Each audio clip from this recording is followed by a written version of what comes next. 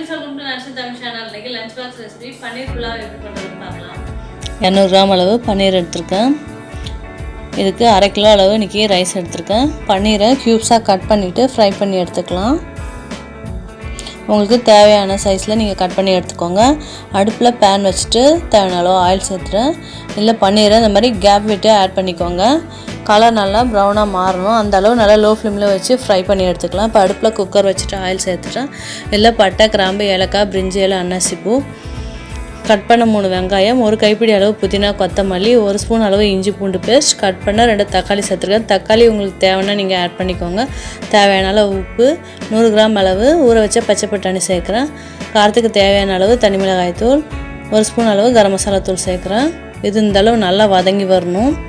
அடுத்து கழுவி தண்ணி வடித்து வச்ச பிரியாணி அரிசி ஆட் பண்ணிட்டேன். 1க்கு 1.5 பங்கு அளவு தண்ணி ஆட் பண்ணிக்கலாம். உப்பு காரம் டேஸ்ட் பண்ணிவிட்டு மூடி போட்டுட்டு 2 விசில் விட்டு எடுத்துக்கலாம். 80% நல்லா வெந்துருச்சு. இப்போ இதில் ஃப்ரை பண்ணி வச்சேன் பன்னீரை ஆட் பண்ணிவிட்டு லைட்டாக மிக்ஸ் பண்ணிவிட்டு மூடி போட்டு 5லேருந்து 10 நிமிஷம் தம்மில் அப்படியே வச்சிடலாம். கீழே ஏதாவது வெயிட் வச்சு அது மேலே வச்சுக்கோங்க. அடுப்பில் நல்லா லோ ஃப்ளேமில் வச்சுக்கோங்க. இப்போ இதில் 50 கிராம் அளவு நெய் சேர்த்து நல்லா மிக்ஸ் பண்ணிவிட்டு சர்வ் பண்ணலாம். இப்போ ரொம்ப சுவையான பன்னீர் புலாவ் ரெடி ஆகிடுச்சு. இதை மொத்தத்தில் ட்ரை பண்ணி பாருங்கள். டேஸ்ட் ரொம்பவே சூப்பராக இருக்கும். என்னோடய வீடியோஸ் பிடிச்சிருந்தால் லைக் பண்ணுங்கள், ஷேர் பண்ணுங்கள், மறக்காமல் சேனலை சப்ஸ்கிரைப் பண்ணி பார்த்துக்கோங்க. தேங்க்ஸ் ஃபார் வாட்சிங்.